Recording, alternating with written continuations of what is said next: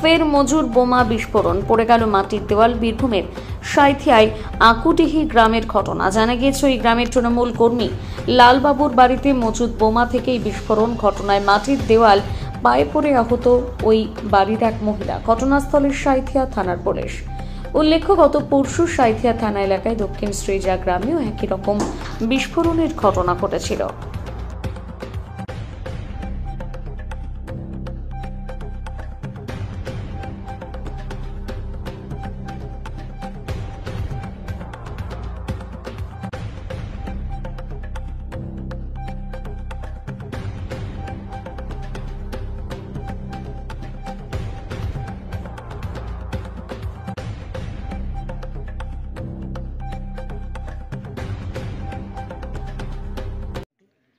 দুপুরে শুয়েছিলাম, এবার বাড়িতে দেখছি হঠাৎ করে এরকম আওয়াজ হচ্ছে। এবার বাড়িতে পাশে থেকে কেউ কিছু ছুড়ে দিয়ে গেছে না কি হচ্ছে, আমরা কিছু জানি না। কিসের আওয়াজ?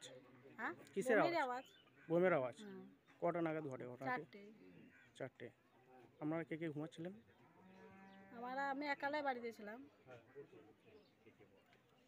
বোমটা বাড়িতেই ছিল? না, বাড়িতে বোম থাকলে কি বাড়িতে বোম থাকলে কি মানুষ বাস করতে পারবে? বোমটা এসে মেরে দিয়ে গেছে। বোমটা মারা হয়েছে। কেউ নেই, বাড়িতে লোক নেই কেউ। কে বা কারা মেরেছে কিছু? অন্য পার্টির লোকরা হবে। আপনারা কোন পার্টি করেন? তা আমরা জানি না, যে শুনি কানে এটাই, কিন্তু কি পার্টি না পার্টি ওসব জানি না। অত খোঁজ রাখি না, মেয়ে মানুষ আমার। আপনার নাম? আপনার স্বামীর নাম? দিদি, ঘটনাটি কটা নাগাদ ঘটে? হ্যাঁ, 4টের সময়। 4টের সময়। তখন আপনি কি করছিলেন? আমি ঘুমোচ্ছিলাম। ঘুমিয়ে উঠে কি হঠাৎ শব্দ শোনেন? হঠাৎ এই শব্দ শুনি আমি অজ্ঞান হয়ে যাচ্ছি, কিন্তু আমি আর কিছু বুঝতে পারিনি, দেখতে পারিনি।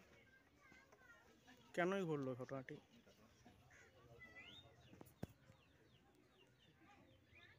ঘটনাটি কেন ঘটলো?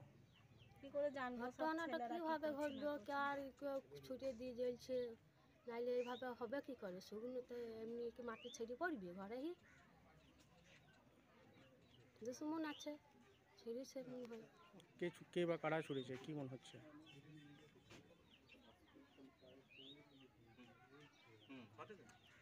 ওই পার্টির লোকরা হয়তো ছুড়েছে। কাউকে সন্দেহ করছেন? পুরো পার্টিটা কে ছুড়েছে তার মধ্যে কি করে জানবো? কয়জন মিলে ঘুরছিলেন আপনারা? আমার ওই একটা বাচ্চা আর আমি শুয়েছিলাম। আপনার নাম? আমার নাম ফজিলা। আপনার স্বামীর নাম? লালবাবু। দুদিনের ব্যবধানে পরপর দুটি বাড়িতে বোমা বিস্ফোরণ এবং বারবার তৃণমূল কংগ্রেস কর্মীদের। দেখুন, আমরা অতীতে এখন আগে বলতাম যে ভাঙড়, ট্যাংরা, ক্যানিং এইসব জায়গায় যদি বোমা না পাওয়া যায় তাহলে সেটা খবর নয়। ওখানে কোনোদিন যদি রসগোল্লা পাওয়া যায় তাহলে সেটা খবর। আস্তে আস্তে বীরভূমেরও তাই পরিস্থিতি হচ্ছে। বীরভূমে দেখুন, দোলের দিন যে পরিস্থিতি হলো সাঁইথিয়া শহরের উপর, তারপর পরপর বিস্ফোরণ ঘটেছে।